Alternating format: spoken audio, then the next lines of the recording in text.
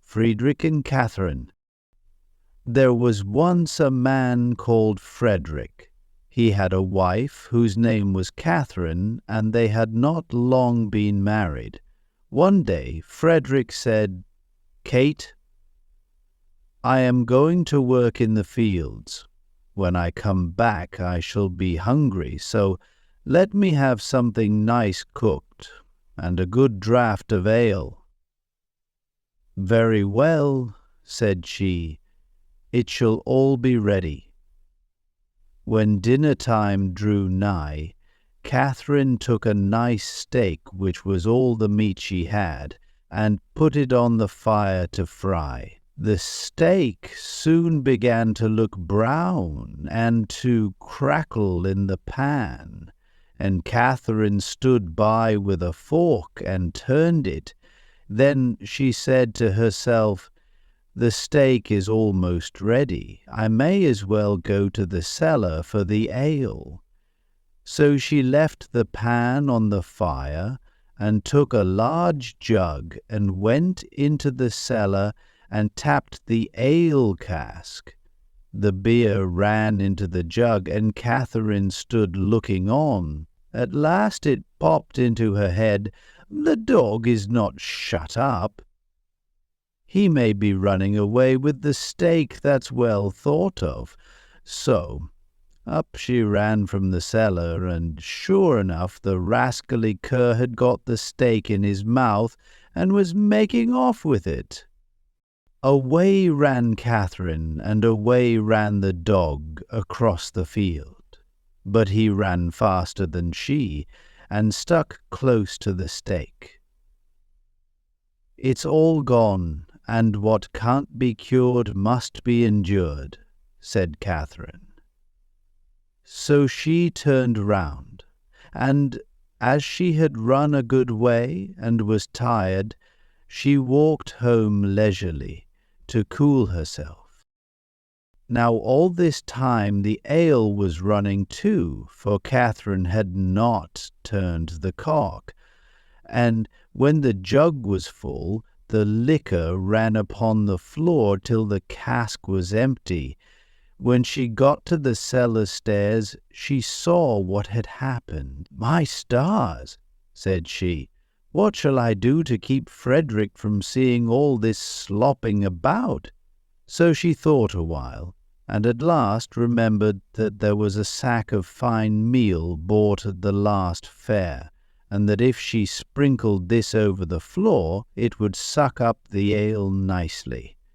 "What a lucky thing," said she, "that we kept that meal. Pwah! We have now a good use for it." So away she went for it. But she managed to set it down just upon the great jug full of beer, and upset it, and thus all the ale that had been saved was set swimming on the floor also. "Ah, well," said she, "when one goes, another may as well follow." Then she strewed the meal all about the cellar, and was quite pleased with her cleverness, and said, "How very neat and clean it looks." At noon Frederick came home. "Now, wife," cried he, "what have you for dinner?" "Oh, Frederick," answered she, "I was cooking you a steak, but while I went down to draw the ale, the dog ran away with it, and while I ran after him, the ale ran out.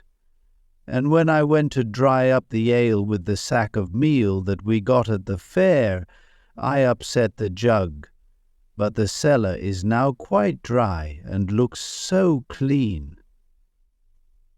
"Oh, Kate, Kate," said he, "how could you do all this? Why did you leave the steak to fry and the ale to run, and then spoil all the meal?"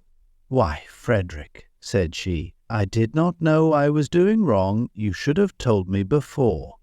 The husband thought to himself, If my wife manages matters thus, I must look sharp myself." Now he had a good deal of gold in the house, so he said to Catherine, "What pretty yellow buttons these are! I shall put them into a box and bury them in the garden, but take care that you never go near or meddle with them." "No, Frederick," said she, "that I never will." As soon as he was gone, there came by some pedlars with earthenware plates and dishes, and they asked her whether she would buy. "Oh dear me, I should like to buy very much, but I have no money. If you had any use for yellow buttons, I might deal with you." "Yellow buttons," said they, "let us have a look at them. Go into the garden and dig where I tell you, and you will find the yellow buttons. I dare not go myself."